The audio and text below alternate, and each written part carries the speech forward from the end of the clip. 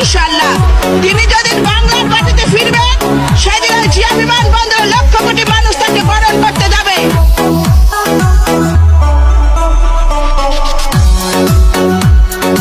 শহীদ জিয়ার আদর্শতে বহুদলীয় গণতন্ত্র, দেশনেত্রীর আহ্বানে রুখবই সব ষড়যন্ত্র।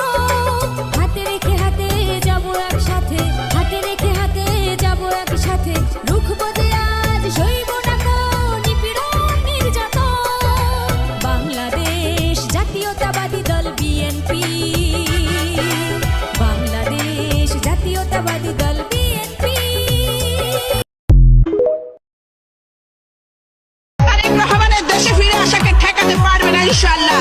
তিনি যদি বাংলার মাটিতে ফিরবেন, সেদিন জিয়া বিমানবন্দরে লক্ষ কোটি মানুষ তাকে বরণ করতে যাবে।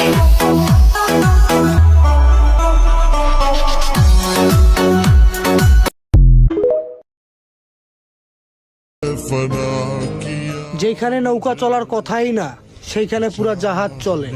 আমরা কিছু কইতে গেলেই সবার জলে। বাস্তবতা এটাই, কর্মী এখন পরে, নেতারা এখন 1000 টাকা নোটের ডিল ফাইনাল করে।